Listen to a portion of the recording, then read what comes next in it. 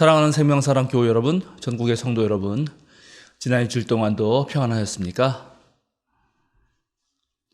오늘 예배에 참여하신 여러분 모두를 생명과 평화의 예수 그리스도의 이름으로 환영합니다. 오늘은 창조절 넷째 주일입니다. 우리가 매주일 지키는 지구를 위한 환경 실천 이번 주는 기후 난민을 도웁시다입니다. 매년 2천만 명 이상의 기후 난민들이 발생하고 있습니다.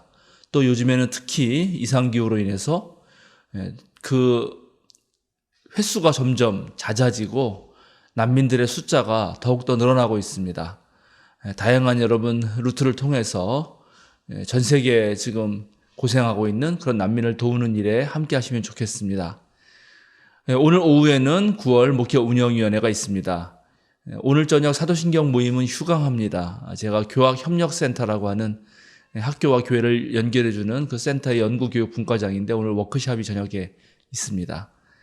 돌아오는 주일이 10월 1일입니다. 그래서 10월 1일 월삭 기도회는 그대로 진행하도록 하겠습니다. 주중에 추석이 있어서 추석 명절, 한가위 명절 감사 예식서를 저희가 마련해서 전교회 카톡방에 게시하고 또 일부는 출력해서 교회 뒤편에 배치하겠습니다. 여러분 필요하신 분 가져다가 쓰시기 바랍니다.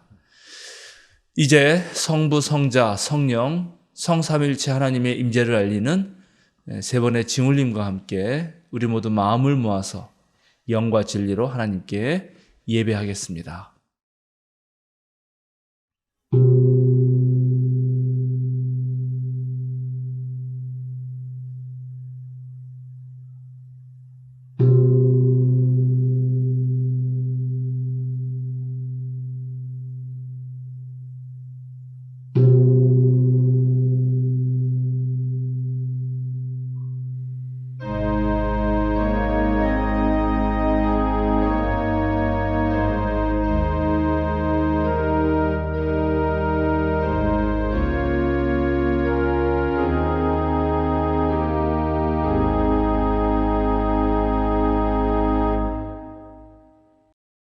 우리를 구원하시는 하나님, 주님께서 그 놀라운 행적으로 정의를 세우시며 우리에게 응답하여 주심으로 땅끝까지 먼 바다끝까지 모든 사람이 주님을 의지합니다. 아멘.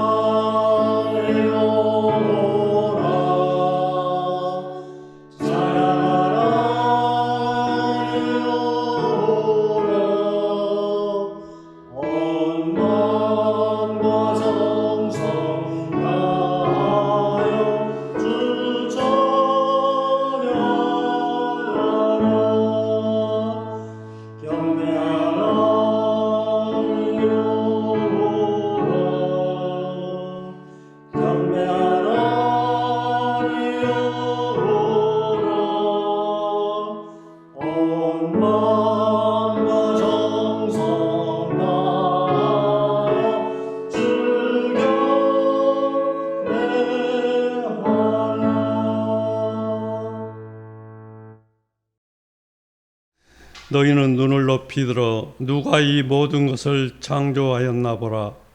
주께서는 수요대로 만상을 이끌어내시고 그들의 모든 이름을 부르시나니 그의 권세가 크고 그의 능력이 강함으로 하나도 빠짐없느니라. 야곱아 어찌하여 내가 말하며 이스라엘아 내가 이르기를 내 길은 여호와께 숨겨졌으며 내 생사는 내 하나님에게서 벗어난다 하느냐.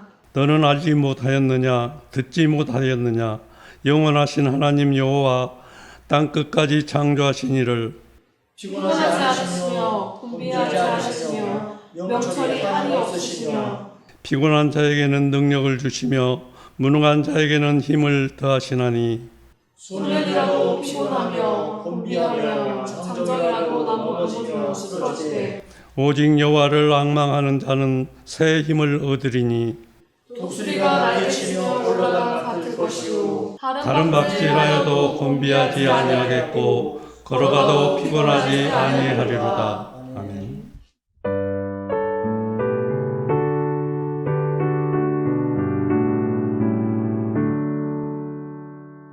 샤론의 꽃 예수 나의 마음에 거룩하고 아름답게 비소서. 내 생명이 참 사랑의 연기로 간대마다 풍겨나게 하소서. 예수 샤론의 꽃 나의 맘의 사랑으로 비소서. 샤론의 꽃 예수 이 세상에서 어느 꽃과 비교할 수 있으랴. 나의 삶의 한결같은 은혜와 사랑으로 아름다게 하소서. 예수 샤론의 꽃 나의 맘의 사랑으로 비소서. 샤론의 꽃 예수 모든 질병을 한이 없는 능력으로 고치사 고통하며 근심하는 저에게 크신 힘과 소망 내려주소서. 예수 샤론의 꽃 나의 맘의 사랑으로 비소서. 샤론의 꽃 예수 길이 비소서. 주의 영광이 땅 위에 가득해 전하 만민 주님 앞에 엎드려 경배하며 영광 돌릴 때까지. 예수 샤론의 꽃 나의 맘의 사랑으로 비소서. 이주아 집사님의 목회 기도가 있겠습니다. 언제나 풍성한 은혜로 우리와 늘 함께 하시는 주님, 지난 한 주도 주님의 보살핌 안에서 저희들 잘 지내다가 오늘 이 자리에 함께 모여 예배드리게 하심을 진심으로 감사드립니다. 매주 반복되는 예배이지만 우리가 평범한 일상 속에서 평범하게 드리는 이 예배의 시간이 진실로 소중한 시간임을 우리들이 알게 하시고 이 잔잔한 일상의 평범함에 우리 모두가 깊은 감사를 할 수 있게 하여 주세요. 주님께서 주신 축복을 느끼며 감사하며 행복하게 지내다가도 때론 세상에서 요구하는 많은 것들 때문에 저희들 힘들어하며 괴로워할 때가 많습니다. 세상은 우리에게 쉴 새 없이 일하고 돈으로 행복을 사라고 요구합니다. 또한 내가 이룬 것보다 남이 이룬 것을 부러워하며 내 삶을 하찮게 여기게 만들기도 합니다. 세상이 외치는 수많은 광고 속에서 오락과 유행에 더 민감한 것이 멋있는 삶이라고 우리를 속이기도 합니다. 하지만 주님께서도 저희들에게 말씀하시는 것을 압니다. 세상의 가치보다 주님의 가치를 생각하고 어렵고 힘든 삶 속에서도 작은 것 하나에 감사하며 세상의 돈과 명예, 수많은 유혹 속에서 우리 스스로를 지켜 비록 느리고 천천히 가는 듯 보여도 묵묵히 끝까지 주님의 길을 따라가라고 말씀하시는 것을 압니다. 오늘 이 자리 여기 생명사랑 교회에는 세상의 요구를 뒤로하고 주님의 말씀에 순종하는 사람들이 모여 있습니다. 아직도 우리가 속해 있는 세상의 큰 소리에 묻혀 주님의 목소리가 잘 들리지는 않지만 이 작은 목소리에 집중하며 한 걸음씩 주님께 다가가고 있는 사람들이 모여 있습니다. 우리는 감사하며 한 걸음, 찬송하며 기도하며 말씀을 묵상하며 한 걸음, 이렇게 우리 평생 사는 동안 한 걸음씩 주님께 다가가게 인도하여 주시옵소서. 특별히 이번 주는 민족의 큰 명절인 추석입니다. 수고하고 고생한 모든 성도들에게 수확할 것이 많은 추석이 되길 기도합니다. 해외에서도 군대에서도 먼 지방에서도 우리 생명사랑 교회의 모든 성도들이 주 안에서 기쁨으로 거두는 명절이 되길 기도합니다. 또한 이 모든 수확과 축복들이 주님으로부터 온 것임을 알게 하시고 주님께 깊은 감사와 찬양을 드리게 하여 주시옵소서. 예배를 돕는 모든 손길과 마음에도 주님께서 늘 함께하여 주시기를 믿으며 우리 주 예수 그리스도의 이름으로 기도합니다. 아멘.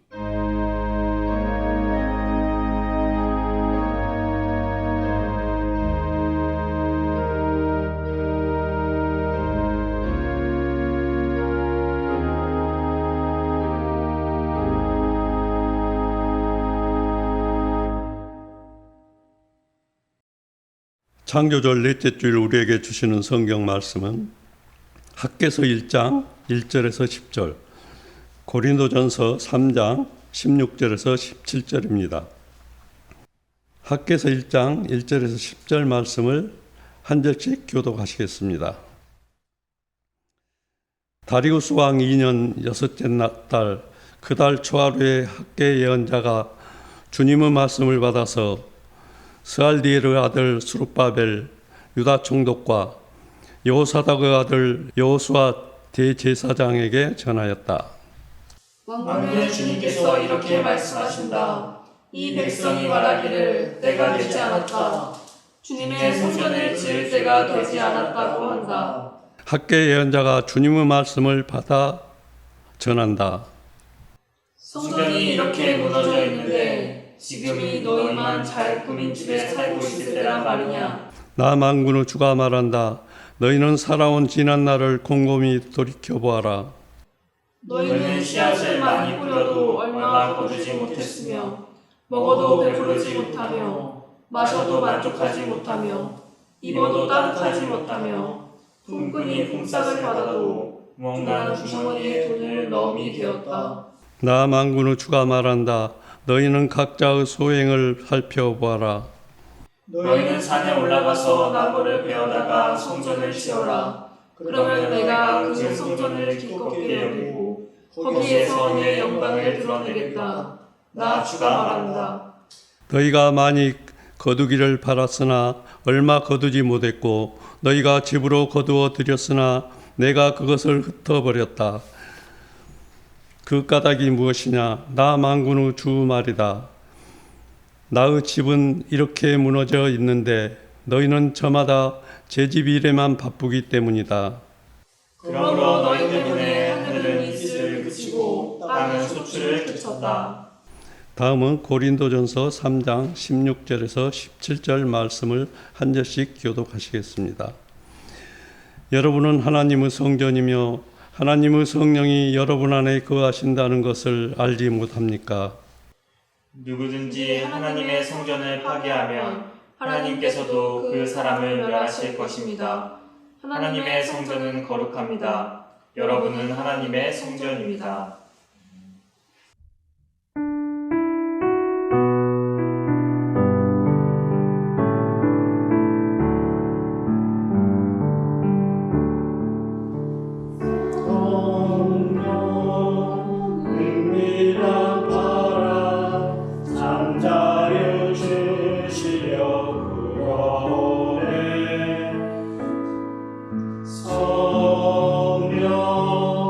능력의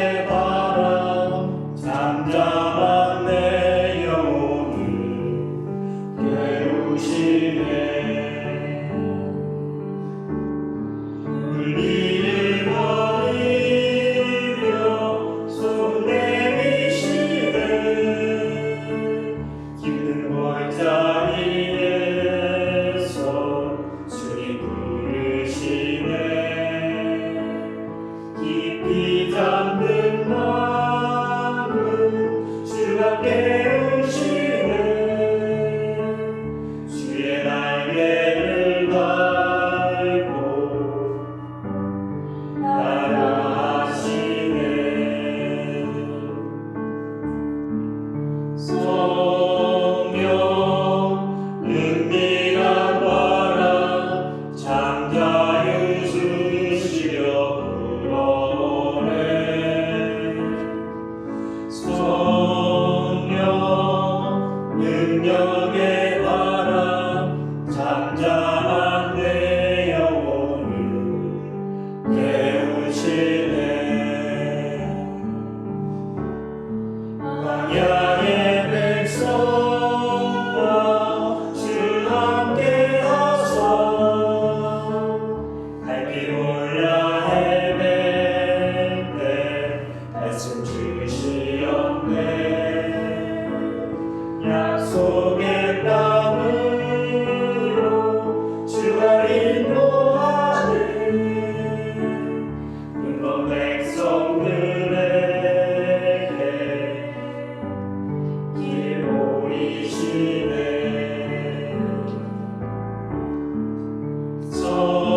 성령 은밀한 바람 잠자유 주시려 불어오네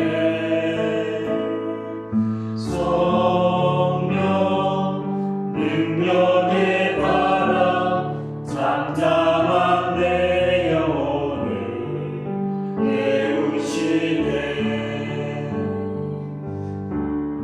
부유한 내 노래 사비의 말씀 침묵 속에 속삭임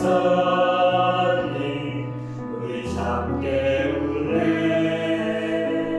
저 다락방 안에 주가 임하시니 거센 바람이 되어 내게 불어오네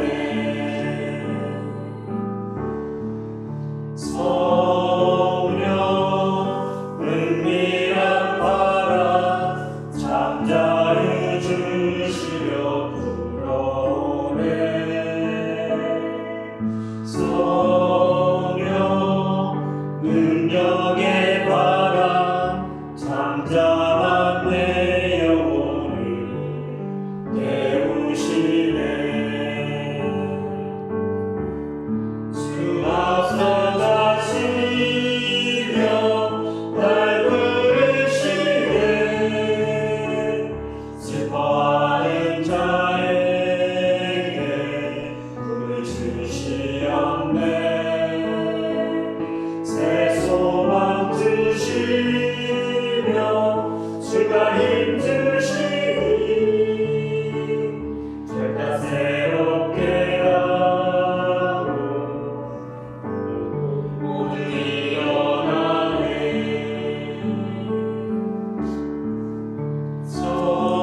성령 은밀한 바람 잠자유 주시려 불어오네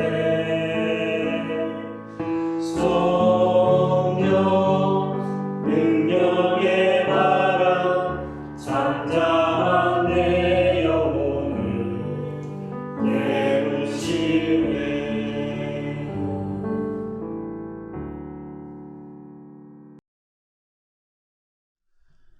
지난 화요일 19일부터 21일 목요일까지 우리 한국기독교장로회 교단 제108회 총회에 참석하고 잘 돌아왔습니다.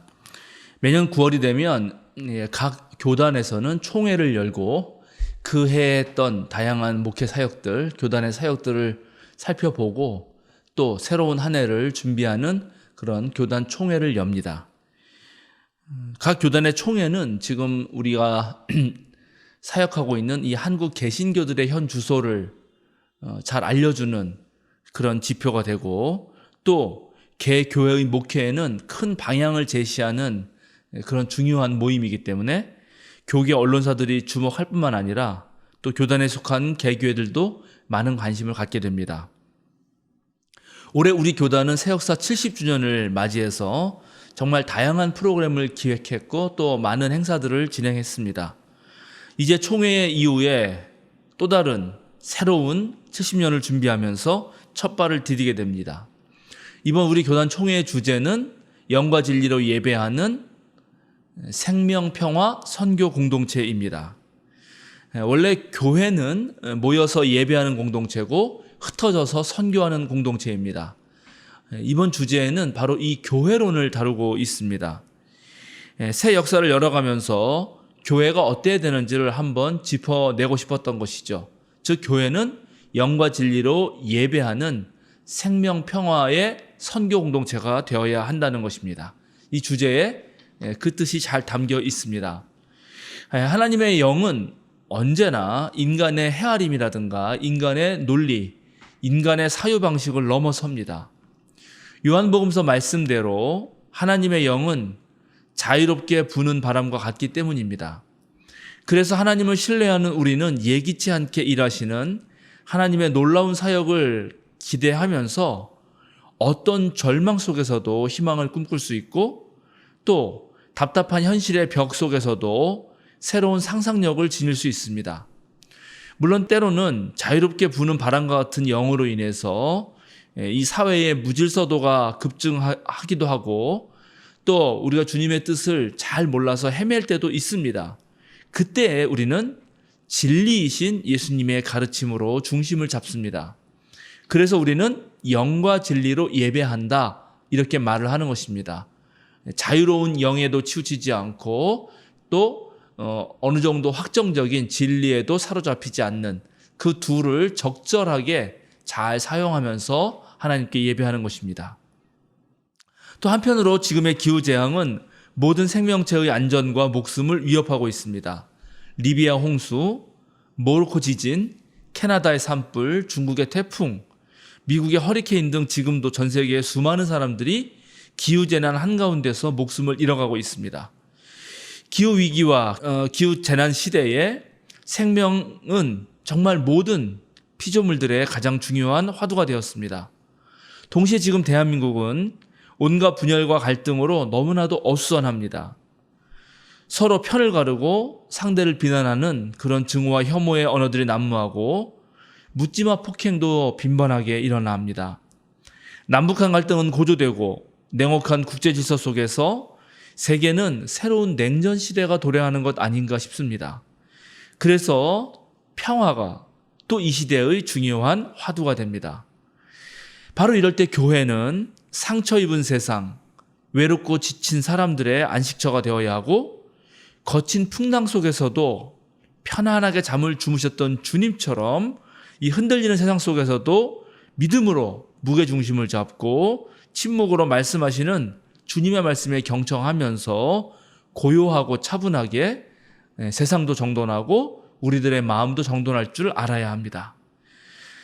오늘 설교는 제가 총회에 참석했던 그런 보고를 드리면서 오늘날 우리 생명사랑교회의 목회와 선교의 자리가 어디여야 하는지 함께 살펴보려고 합니다.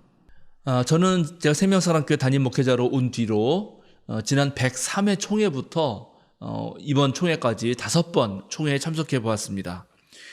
총회에 참석하면 얻는 유익들이 몇 가지가 있습니다. 회의석상에서 논의되는 보고와 안건 처리를 통해서 일단 우리 교단의 현 주소와 미래를 가늠할 수 있을 뿐만 아니라 매해 총회마다 어떤 주제를 정하고 그 주제에 대한 해설집 속에서 신학적 또는 목회적 그런 자료를 찾아가면서 새로운 배움의 길이 열리기도 하고, 또 이른 아침에 진행되는 다양한 강좌들을 통해서 개교회에서 목회하는 그 목회자들에게는 아주 신선한 자극과 매우 귀중한 그런 시간들이 됩니다. 이번에도 셋째 날 오전에는 목회 데이터 연구소의 지용근 대표님이 오셔서 한국교회 트렌드 2024라는 주제로 특강을 했습니다. 똑같은 제목으로 책도 출간이 됐는데 코로나19 이후에 한국 교회가 어떻게 변화하고 있는지, 또 이렇게 변화되는 상황 속에서 교회가 어떻게 목회를 해야 되는지를 다루었습니다. 지용근 대표님의 어떤 특강에 따르면 현재 속도로 한국 교회가 가면은 한국 개신교 인구는 전체 지금 우리 대한민국 인구의 한 10%로 감소하게 됩니다. 그리고 요즘의 추세로 보면 현장 예배 및 온라인 예배, 그리고 각종 목회 사역도 점점 축소되고 있는 형편입니다. 그리스도인으로서 정체성을 지니긴 하지만 교회에 나가지 않는 가나안 고인은 지금 그리스도인이라고 한 사람들의 절반으로 넘어가게 되고, 그 교회를 이 가나안 교인 현상 때문에 훨씬 더 약하게 됩니다. 이제 우리가 흔히 SBNR이라고, 나는 영적인 사람이고 그리스도인이지만 종교적이지 않다. spirituality, 그 다음에 but not religious. 나는 영적인 사람인데 그러나 종교적으로는 나는 어느 에도 속하지 않겠다 하는 사람들이 늘어난다는 얘기죠. 그것은 결국 그리스도인의 숫자는 줄지 않는다 하더라도 교회가 약화되는 그런 결과를 낳게 되는 것입니다. 그런데 코로나 시기를 거치면서 기존 교회에 출석하는 교인들의 신앙도 많이 약화됐습니다. 조사를 해보니까 교회를 다니는데 명목상 그리스도인, 이게 무슨 말이냐면 신앙을 가지고 있지 않으면서도 그냥 교회 다니는 사람들, 다른 이유로 교회 다니는 사람들이죠. 그 사람들이 무려 39.5%나 된다는 것입니다. 교회 다니는 사람 10명이 있으면 4명은 기독교 신앙을 갖지 않고 있는데 그냥 교회 다닌다고 하는 것입니다. 교회는 지금 급속하게 고령화되어서 젊은이들은 갈수록 줄어드는데 시간이 흐르면 흐를수록 헌신하는 교인들은 줄고 마치 손님처럼 대접받고자 하는 교인들이 늘어나는 상황이기 때문에 앞으로 교회 목회를 할 때 이전과는 다른 새로운 어떤 목회적 패러다임이 필요하다고 지용근 대표가 말하더군요.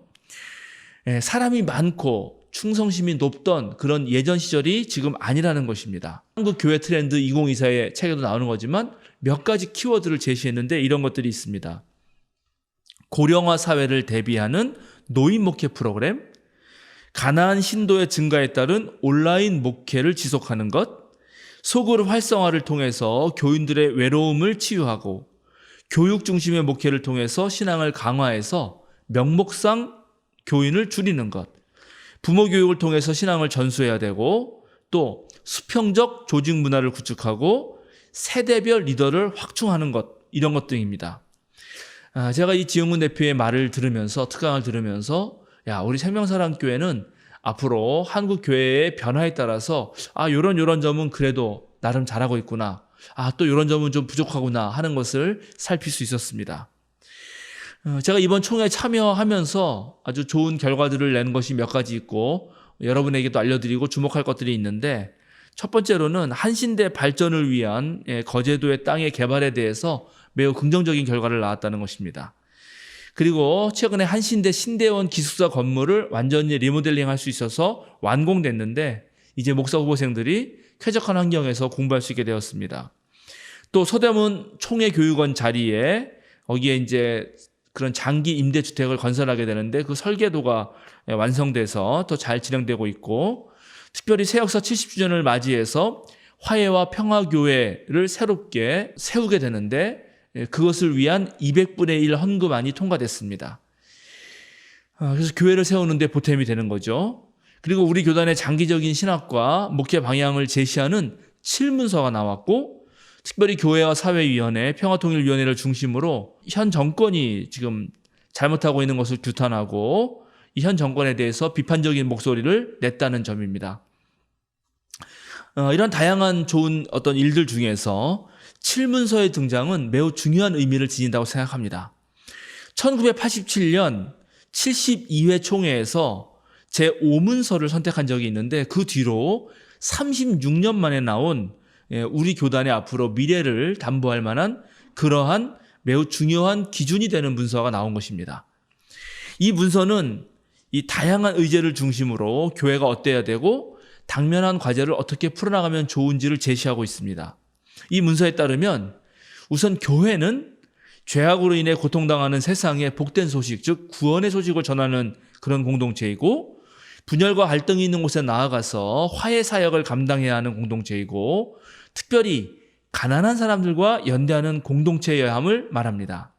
또 이 문서는 교회가 차별 없는 사랑의 공동체로서 여성과 이주민, 장애인, 또 세대와 연령 또는 사회적 소수자 등 그 어떤 이유로도 절대 차별하면 안 된다 하는 것을 역설하면서 지극히 작은 한 사람에게 관심을 두셨던 그 예수님을 기억하라고 말합니다.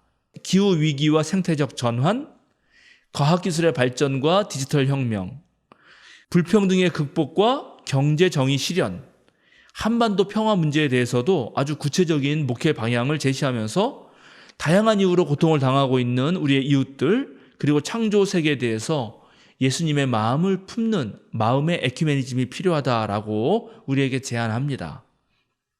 이 문서를 제가 읽어보면서 우리 생명사랑교회도 이 목회 운영위원회나 당회 이런 연석회의를 통해서 이 문서를 가지고 또 우리 지영건 대표의 그 책을 가지고 앞으로 우리 교회의 장기적인 비전을 좀 살펴보고 우리 교회 목회를 점검해도 좋겠다 하는 생각을 하게 되었습니다. 이 밖에도 총회에 가면 그동안 만나지 못했던 여러 동역자들도 함께 만나보게 되고 또 다른 노회 소식도 듣게 되고 하는 그런 여러 가지 좋은 점들이 있습니다. 그런데 한편으로 제가 또 총회에 갈 때마다 느끼는 답답함과 아쉬움도 있습니다. 첫째는 어떤 사안을 두고 이제 다양한 그 총대 회원들이 일어나서 발언도 하고 토론도 벌이고 논의도 하는데 그때 총대들의 어떤 신앙과 신학 수준이 매우 낮게 느껴질 때 그때 좀 답답합니다.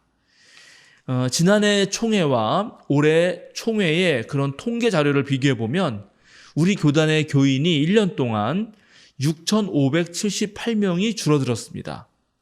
현재 20만 명 조금 넘어가는 수준인데 이것은 70년대 초의 수준으로 떨어진 것입니다. 이런 식으로 우리 교단은 점점 왜소화되고 있습니다. 교인이 교회에서 떠나가는 현상은 우리 교단뿐만 아니라 물론 한국 개신교 전반에 일어난 현상입니다. 그런데 우리 교단도 역시 예외가 아닌 것이죠. 한국 개신교의 퇴화 현상은 개신교인들이 지닌 상식과 이 문화적인 감각 그리고 삶의 모양이 우리가 살아가는 사회보다 뒤처졌기 때문입니다. 한편 그리스도교 신앙에 대한 해석과 삶의 적용에 있어서도 현대를 살아가는 다른 사람들에게 전혀 도움을 주지 못하고 그저 과거에 머물러 있는 경우가 많기 때문에 그렇습니다. 그래서 특히 젊은 세대들이 교회를 떠나가고 있고 더 깊은 신앙의 진리를 알고자 하는 이들이 오히려 교회로부터 발걸음을 돌리고 가난한 교인이 되고 있는 형편입니다. 그런데 이제 문제가 바로 그렇게 교회가 어떤 면에서 보면 사회보다 뒤처졌다, 사회보다 훨씬 더 낮은 수준에 있다라는 것이 문제인데 총회에서도 발언하는 몇몇 총대들의 그런 발언들은 어김없이 그런 수준을 보여줄 때 저는 무척 가슴이 답답합니다. 여전히 성서 문자주의에 갇혀서 그것만을 주장하는 그런 발언들이 있었습니다. 성서가 쓰인 시대와 문화적 상황을 고려하지 않고 성서의 말을 문자 그대로 적용해서 마치 하나님 말씀이 우리에게 빵이 되어야 되는데 정말 하나님 말씀이 남을 비난하고 정죄하는 그런 돌이 되게 만들고 마는 그런 해석 그리고 그런 낡은 습관을 계속 붙들고 있는 그런 교회들의 모습이 여전히 눈에 보였기 때문에 제가 참 마음이 안 좋았습니다. 답답한 거죠. 성인지 감수성이라든가 그 다음에 젠더 이론에 대한 무지함도 거기에 한몫합니다. 자, 이런 모습들을 보면서 다시금 생각하는 것은 정말 우리들이 배운 이 신앙과 우리들이 가지고 있는 이 신학의 그런 현대적 해석이 매우 중요하겠다. 그리고 자라나는 후배들 그리고 또 우리 교인들에게 제대로 된 신앙, 오늘날 사람들에게 정말로 의미를 주는 그런 신학 교육이 참으로 중요하겠다는 생각을 다시 한번 하게 됩니다. 제가 9월부터 그 연세대학교 1학년 학생들의 교양 필수 과목을 맡아서 강의를 하고 있습니다. 그 과목의 이름은 기독교와 현대 사회입니다. 1학년으로 들어오면 무조건 들어야 되는 그 수업이 글쓰기가 있고 기독교 이해라는 수업이 있는데 교양 필수 과목입니다. 그 중에 한 분야가 이제 기독교 현대사회라는 과목입니다. 50명의 학생들이 거기서 수업을 듣는데 한 10명 정도가 기독교인이고 한 30명 정도는 기독교에 대해서 완전 모르는 친구들이고 또 한 10명 정도는 한때 교회를 다닌 적은 있었다. 또는 부모님이 다닌다. 뭐 이전 정도의 그런 어떤 분위기입니다. 한 번은 수업을 마치고 한 학생이 저를 찾아와서 질문을 했습니다. 교수님, 오늘 수업 잘 들었는데 성경이 뭔가요? 이 친구는 성경을 전혀 모르고 있었습니다. 그래서 제가 그 왜 교인들이 교회 갈 때 들고 다니는 두꺼운 책이 있지 않느냐, 그것을 성경이라고 부른다라고 답변을 해줬습니다. 그랬더니 그 책을 왜 성경이라고 부르는지 또 묻는 것이었습니다. 그래서 제가 또 자세하게 긴 설명을 해줬죠. 그랬더니 또 이어서 그런데 교수님, 복음서는 또 뭔가요? 라고 묻는 것이에요. 그래서 제가 또 설명을 해 주었습니다. 제가 이 말씀을 드리는 이유는 지금 한국 사회에서 그리스도교가 이렇게 평범한 일반인들의 관심 밖에 있다는 것입니다. 세상 사람들은 그리스도교에 대해서 전혀 관심이 없는 것이죠. 그래서 그리스도인이 들고 다니는 그 책이 무엇인지, 그 안에 어떤 것이 있는지에 대해서도 별로 관심이 없는 것입니다. 앞으로 이제 우리 한국 사회가 만약 종교를 갖지 않는 무종교인들이 더 많아진다면 우리 그리스도교는 대개 소수의 종교가 될 것입니다. 놀랍게 코로나 시기를 거치면서 전 세계의 모든 종교인들이 대단히 존경을 받고, 그리고 많은 세계 시민들은 훨씬 더 종교적 감수성이 늘어났는데 유독 한국만이 종교적 감수성이 훨씬 더 떨어지고 훨씬 더 세속화되는 사회로 바뀌었다는 것이 최근의 통계 이론입니다. 그리고 개신교가 그중에서도 가장 사회적 신뢰도가 떨어지기 때문에 앞으로 우리 개신교는 매우 작은 숫자의 종교가 될 확률이 높습니다. 이제 이렇게 앞으로 한국 사회에서 그리스도교가 소수 종교가 됐을 때, 그때 우리 그리스도교 신앙에 대해서 제대로 알고 있고 또 그 제대로 아는 것만큼 믿는 대로 살아가면서 믿지 않는 사람들에게 잘 전달해 줄 사람들이 매우 필요하게 될 것이고, 그런 사람들이 매우 귀중한 사람들이 될 것입니다. 예전에도 그랬지만 세상보다 앞서가는 교회는 당연히 살아남을 것이지만 세상보다 뒤처지는 교회는 결국 도태되고 말 것입니다. 그런데 총회에 올 때마다 제가 확인하게 되는 것은 신학의 내용에 대해서도 무지하고 세상의 변화에 따라서도 따라가지 못하는 그런 총대들과 교회들이 있다는 것입니다. 또 제가 이번 총회에서 한번 좀 화가 나서 저도 발언을 해야겠다 마음을 먹고 발언을 했는데, 그런 내용이 있습니다. 이 총회는 다양한 위원회가 있고 그 위원회가 한 해에 사업을 해야 되기 때문에 그 사업에 대해서 계획을 짜고 그것을 허락받고 거기에 따라서 예산을 청원합니다. 각 위원회가 필요하다고 한 예산을 전부 모아보면 2억 7천만 원이나 그 정도 넘는 돈이 필요한데, 실제로 우리 총회는 매우 약하기 때문에 실제로 쓸 수 있는 돈은 2,700만 원밖에 되지 않습니다. 그렇기 때문에 이 재정부가 이 작은 돈을 가지고 각 위원회가 올린 그런 예산을 다 줄 수는 없어서 적절하게 배분해서 나눠줍니다. 근데 당연히 필요하다고 한 돈은 훨씬 많고 실제로 줄 수 있는 돈은 매우 적기 때문에 어느 위원회에서든지 불평불만이 있기 마련입니다. 그것은 뭐 당연한 일입니다. 그런데 이런 전체적인 어려움에 의해서 재정부가 예산을 그렇게 적게 분배하면서도 그 예산 분배한 거를 가만히 보면 이 재정부가 어느 쪽에 훨씬 더 우선순위를 두는가가 잘 드러납니다. 그런데 제가 지난 몇 년간 계속 총회에 참석하면서 보면은 이 재정부가 배분한 예산 중에 가장 적은 예산이 언제나 양성평등위원회와 성폭력대책위원회에만 적용되는 것입니다. 제가 이런 모습을 볼 때마다 우리 교단의 그런 어떤 성정의 문제가 얼마나 후진적인가 하는 생각을 하게 됩니다. 실제로 다른 위원회에서는 자기의 사업들을 쪼개서 각각 얼마씩 해달라고 그래서 전체를 합치면 몇백만 원 되는데, 이번 예산도 보니까 양성평등위원회가 사업을 6가지나 하는데 그 6가지나 하는데도 불구하고 그 양성평등위원회 전체에 50만 원만 딱 배정하는 것입니다. 그래서 이제 회의를 하면서도 조금 소란했고 나중에 다시 재정부가 좀 조정을 해보기로는 했지만, 근데 이런 것 자체가 제가 좀 답답한 부분입니다. 바로 교단이 이 사회를 따라가지 못하는 어떤 그런 모습이 보이기 때문입니다. 마지막으로 어떤 사안을 두고 이 총대들끼리 서로 다른 주장을 할 수 있습니다. 의견이 다를 수 있죠. 당연히 그렇습니다. 모든 사람이 같은 생각을 하는 것은 아닙니다. 그런데 의견이 다른 것에서 멈추는 것이 아니라 어떤 의견이 우리를 자꾸만 과거의 낡은 습관으로 퇴행시키는 것이라면, 때로 그리스도교의 정신인 사랑과 용서와 생명과 평화와 정의에 위배되는 것이라면 그것은 반드시 개선되어야 합니다. 그런데 때때로 보면 그냥 주장이 다른 것과 정말 그리스도교 정신을 위배하는 것이 막 섞일 때도 있습니다. 그럴 때 제가 매우 아쉽고 답답합니다. 실로 교회는 참되고 착하고 아름답고 거룩한 곳이어야 합니다.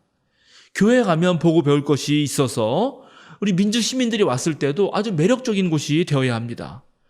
교회가 앞서 나가는 곳이 될 때만 교회는 다시 일어설 수 있고 교회는 다시 부흥될 수 있는 것입니다. 오늘 우리가 읽은 구약의 본문은 학개서입니다. 예언자 학개는 주님의 명령에 따라서 이스라엘 백성들에게 이렇게 선포합니다. 너희는 산에 올라가서 나무를 베어다가 성전을 지어라. 그러면 내가 그 성전을 기껍게 여기고 거기에서 내 영광을 드러내겠다. 나 주가 말한다. 너희가 많이 거두기를 바랐으나 얼마 거두지 못했고 너희가 집으로 거두어 들였으나 내가 그것을 흩어버렸다. 그 까닭이 무엇이냐? 나 만군의 주의 말이다. 나의 집은 이렇게 무너져 있는데 너희는 저마다 제 집 일에만 바쁘기 때문이다. 오늘 예언자 학개는 주님의 집이 무너져 있는데도 거들떠보지 않고 자기 집만 챙기는 백성들에게 경고하면서 그동안 이 신앙의 백성들의 삶이 공공했던 이유, 밑빠진 독에 물 붓기처럼 재산이 모이지 않고 소출이 적었던 이유가 바로 주님의 집을 제대로 돌보지 않았기 때문이라고 말하고 있습니다. 물론 이 말씀을 문자 그대로 적용해서 오늘날 21세기에 교회를 짓는 데 이용하는 것은 합당하지 않습니다. 성전을 지으라는 명령은 오늘날 우리가 재해석할 필요가 있는데 바로 사적 욕망의 추구를 멀리하고 하나님의 뜻과 하나님의 가르침이 온 땅에 퍼지도록 하라는 명령으로 이해할 수 있습니다. 편견이 가득한 개인의 생각이나 판단이 아니라 바로 우주를 창조하신 하나님의 보편적 안목을 가지고, 즉 하나님의 집이라고 하는 생각을 가지고 이 세상을 바라보라는 것이죠. 여러분 모두가 알고 계시듯 오늘 우리가 읽은 신약 성서의 말씀은 바울 사도가 하시는 말씀인데, 바울 사도께서는 우리들 자신이 하나님의 거룩한 성전이라고 말하고 있습니다. 고대 사회 공간의 종교에서는 이 건물로서 성전이 매우 중요합니다. 그리고 그 성전에 가서 하나님께 제사하면서 하나님의 뜻을 생각하고 자신의 지난 모든 잘못을 회개하기도 했습니다. 그런데 오늘날 영과 진리로 어느 때든지 어느 곳에서든지 예배할 수 있는 이 시대, 바로 이제 우리 자신이 하나님의 거룩한 집이라는 사실을 우리는 잊지 말아야 합니다. 따라서 학개 예언자의 말에 순종해서 우리는 우리 스스로 정말 참된 신앙인이 되고, 그리고 온전히 우리가 하나님이 집이 될 수 있도록 그렇게 노력을 해야 합니다. 내 일에만 신경 쓰는 것이 아니라 정말 하나님의 집을 지키는 데 신경 쓰라고 하는 이 말이 바로 성전인 내가 어떻게 살아야 사람들이 나에게서 하나님을 느낄 수 있느냐 하는 문제가 오늘의 우리의 과제라는 것입니다. 사람들은 바로 우리를 통해서 하나님을 만날 수 있어야 합니다. 하나님은 눈에 보이지 않고 그분의 말씀은 귀로 들을 수 없고 그분의 몸을 두 손으로 잡을 수는 없지만 하나님의 거룩한 집인 바로 우리를 통해서 우리를 보고 우리의 말과 행실을 보고 하나님을 만날 수 있도록 해야 한다는 것입니다. 오늘 설교 제목을 거룩한 영을 만나는 자리라고 달았습니다. 우리는 오늘날 어디에서 성령 체험, 즉 거룩한 영으로 충만한 체험을 할 수 있을까요? 우리는 어느 자리에서 거룩한 영을 만날 수 있을까요? 아니 반대로 생각해서 우리는 어디에서 거룩한 영을 꼭 체험해야 하는 것일까요? 자기 집을 수리하고 자기 관심사와 욕심이 가득한 곳에서 거룩한 영을 만날 수는 없는 법입니다. 거룩한 영을 우리들의 욕심을 채우는 데 사용한다는 것은 그 말 자체가 모순입니다. 왜냐하면 사적 욕심과 욕망이 가득한 것을 두고 거룩하다 부를 수는 없기 때문입니다. 우리는 깊은 기도 속에서 거룩한 영을 만날 수 있습니다. 또 우리는 하나님이 지으신 이 놀라운 창조 세계 안에서 신비 체험을 할 수가 있습니다. 들에 핀 꽃 한 송이에서 솔로몬의 부귀 영화보다 더 깊은 아름다움을 보신 예수님처럼 사실 우리는 존재하는 모든 것에서 경이로움을 느낄 줄 알아야 합니다. 갈등과 분열, 증오와 다툼이 가득한 곳에서 화해가 일어나고 용서가 베풀어지며 진정한 회심과 삶의 변화가 나타날 때 우리는 바로 거기에서 거룩한 영을 만나게 됩니다. 말씀을 연구하고 깊이 묵상하다가 아주 새로운 깨달음을 얻어서 마치 닫혔던 눈이 보지 못했던 것이 새롭게 보이면서 눈이 열리는 그 체험 속에서 바로 우리는 거룩한 영이 나를 비추셨구나라고 고백할 수 있습니다. 형제자매와 이웃을 위하여 내 것을 내어 주었을 때 정말 작지만 작은 것 하나에서도 감사의 마음이 물밀듯 밀려올 때, 어떨 때는 너무 지쳐서 쓰러져 있을 때, 또는 앞이 깜깜해서 한 걸음도 내딛을 수 없을 때도, 그때도 우리는 거룩한 영을 만날 수 있습니다. 사랑하는 생명사랑교회 여러분, 전국의 성도 여러분, 정말 세상은 넓고 주님께서는 지금도 함께 주님 나라를 위해서 일해줄 일꾼을 필요로 하십니다. 우리 자신의 일상에서, 그리고 교회에서, 한국 개신교계에서, 그리고 이 땅에서 거룩한 영의 부르심을 받고 그분의 이끄심을 따라서 정말 우리가 해야 할 사역들이 너무나 많이 있습니다. 주님 앞에서 기도하시면서 주님께서 주시는 그런 사명이 무엇인지 잘 듣고 받으시기 바랍니다. 주님은 말씀에 순종해서 사명을 잘 감당하는 그런 사람들을 찾으시고 또 만나러 가시는 분입니다. 저와 여러분이 오늘 이 시대에 참된 주님의 일꾼으로 서고자 한다면 우리는 언제 어디서나 거룩한 주님을, 거룩한 영을 만날 수 있게 될 것입니다. 만약에 내가 내 자신의 일에만 몰두하지 않는다면, 내 자신의 일보다는 거룩한 성전인 내가 정말 이 하나님의 집으로 올바로 서기 위해서 주님의 일에 좀 더 관심을 가진다면 주님께서는 바로 저와 여러분을 만나 주실 뿐만 아니라 다른 많은 것으로 또한 보답해 주실 것입니다. 무엇보다 주님과 함께 주님 앞에서 주님의 일을 해나가는 여러분 그 자신을 보게 될 것입니다. 여러분 가시는 곳마다, 또 여러분이 머무시는 곳마다, 하시는 일마다 그 모두가 거룩한 영을 만나는 자리가 되기를 주님의 이름으로 축원합니다. 함께 기도하겠습니다. 거룩하신 하나님, 주님은 온 세상의 창조주이십니다. 주님은 모든 생명의 주관자이시며 역사를 이끄시는 분이십니다. 그런데 오늘 인류는 모두 제 집만을 가꾸느라 정신이 없습니다. 고개를 들어서 하늘을 보지 않고, 고개를 들어서 이웃을 살피지 않고, 고개를 들어서 형제자매를 돌보지 않습니다. 온전히 자기에게만 정신이 팔려 있습니다. 자기를 위해 줄곧 애를 쓰지만 바로 그 때문에 오히려 생명의 근원이신 주님으로부터 멀어지고, 그래서 주님께서 허락하신 풍성한 은혜를 누리지 못하고 있습니다. 거룩하신 하나님, 우리를 이 어리석음으로부터 구원해 주소서. 주님의 백성인 우리가 먼저 올바른 정체성을 회복하게 하소서. 모여 예배하고 흩어져 선교할 때 주님의 형상을 온전히 드러나게 하소서. 우리의 예배와 선교가 주님께 영광이 되길 원합니다. 우리의 예배와 선교를 통해 주님의 나라가 오게 하소서. 우리의 주님이신 예수 그리스도의 이름으로 기도드립니다. 아멘.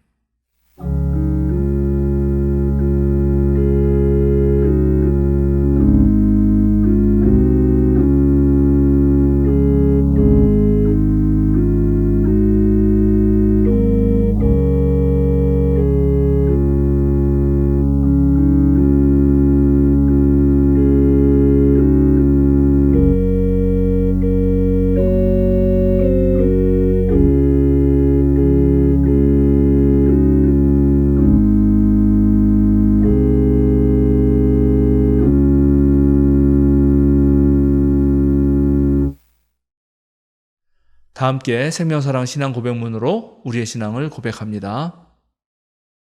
우리의 궁극적 의미이신 하나님은 세상을 사랑으로 품으시고 따스함으로 다독이시며 모든 생명을 창조하시는 근원입니다. 참 인간으로 하나님과 일치를 이루신 예수님은 흔들림 없는 사랑의 나라를 꿈꾸게 하시고 그 꿈을 지금 여기에서 누릴 수 있게 하시는 희망이며 우리가 이루어갈 구원의 기준입니다. 모든 생명을 사랑으로 충만케 하시는 성령님은 우리의 삶과 역사를 진리로 이끌어 주시고 우리를 일깨우셔서 선한 뜻을 따르게 하십니다. 삼위일체 하나님을 만난 우리는 서로의 다름을 인정하고 약한 이들의 아픔에 민감하게 반응하며 그들과 함께 하겠습니다. 우리는 아름답고 선한 것에 주목하고 하나님의 창조 세계를 지키며 생명을 살리는 삶을 살겠습니다. 우리는 세상의 욕망에 휘둘리지 않고 하나님 나라의 가치인 생명, 평화, 정의에 따라 살 것을 다짐합니다. 우리는 하나님, 예수님, 성령님께서 참 그리스도인으로 살아가려는 우리와 항상 함께 해주심을 믿습니다. 아멘. 이제 우리 다 함께 보냄 찬송 436장 나 이제 주님의 새 생명 얻은 몸 함께 찬양하시겠습니다.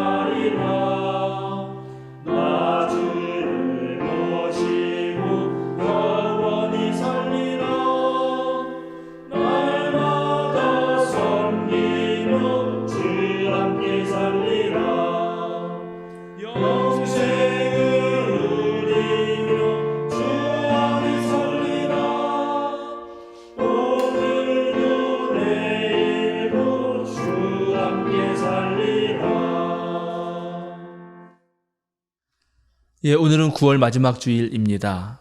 우리 한 달 동안 주님께 감사하는 삶을 살았습니다. 주님께서는 또 많은 은혜를 베풀어 주셨습니다. 함께 감사하는 기도 드리겠습니다.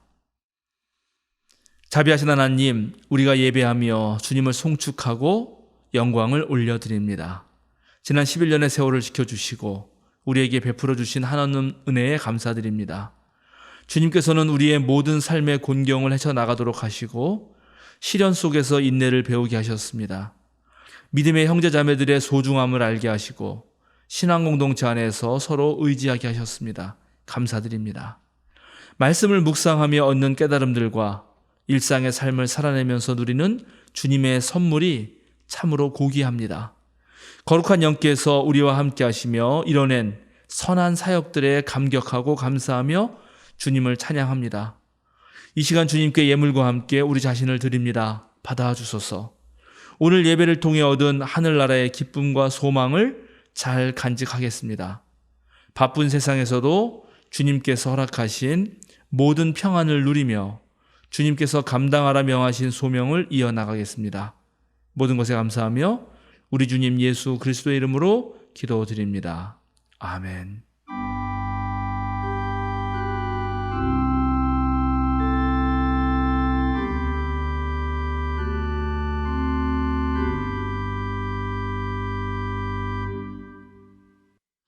사랑하는 생명사랑교회 여러분, 전국의 성도 여러분, 어깨를 쭉 펴고 똑바로 서십시오. 세상으로 힘차게 그리고 당당하게 걸어 나가십시오. 자유인으로 사십시오. 여러분의 눈을 하늘로 향하십시오. 여러분의 귀를 주님의 말씀에 귀 기울이십시오. 여러분의 손은 이웃과 형제 자매들을 돌보십시오. 여러분의 가슴은 모든 존재들을 향해 활짝 여십시오. 그렇게만 한다면 여러분은 언제 어디서든지 거룩한 영을 만나게 될 것입니다. 축도하겠습니다.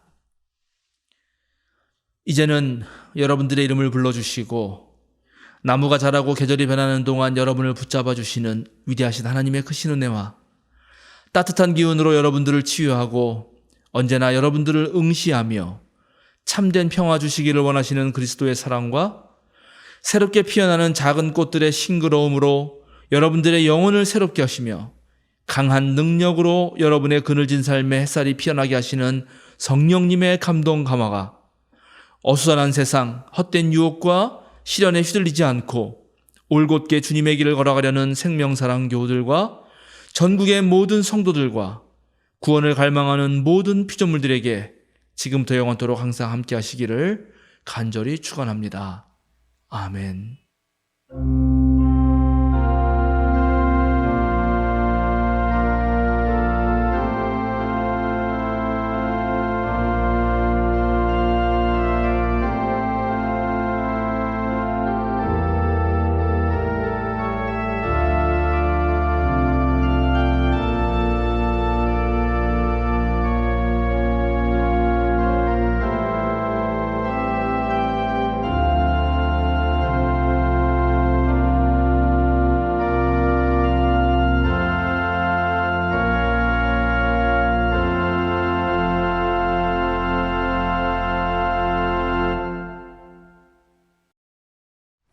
알림과 사김 시간입니다. 오늘은 창조절 넷째 주일입니다. 현장 예배에서는 예배 직후에 세교우 가입식이 있습니다. 강미나 안순선 성도입니다. 오후 1시 30분 목회 운영위원회가 있습니다. 오늘 사도신경 모임은 휴강합니다. 한문덕 목사 교학협력센터 연구 교육분과 워크숍 일정으로 휴강합니다. 9월 21일부터 27일까지 강미 목사가 휴가를 다녀옵니다. 다음 주 1일 오전 6시 월삭 기도회가 있습니다. 다음 주 1일은 한가위 주일입니다. 전교인 연합예배로 드립니다. 2023년 2학기 장학금 신청을 받습니다. 대여장학금과 근로장학금이 있고 신청 기준은 본교회에 등록한 지 1년 이상 된 교인 및 교인의 자녀로서 장학금 지급을 필요로 하는 대학생과 청년입니다. 안내와 신청을 원하는 분들은 교육실로 연락 주시기 바랍니다. 자기 진로를 찾기 위해 노력하는 수험생을 위해 함께 마음을 모아주시기 바랍니다. 수시는 9월 11일부터 시작하고 수능일은 11월 16일입니다. 김대연, 문아람, 한선규, 오지훈, 황주람, 오승혁 함께 기도하실 길 바라는 수험생 가족이 있으면 교육실로 알려주시기 바랍니다. 도봉서원 종합사회복지관에서 생명사랑교회 공간을 이용합니다. 10월 10일, 24일, 31일입니다. 10월 8일 주일부터 생명사랑 목회자 공부 소모임 목공소를 시작합니다. 목회 현장에서의 정신건강 돌봄이라는 주제로 3주간 진행합니다. 함께 기도해 주시기 바랍니다. 9월 24일부터 9월 30일 생일자는 김명숙 권사 29일입니다. 오늘 함께 예배드리셔서 감사합니다. 한 주간 평안하시길 바랍니다.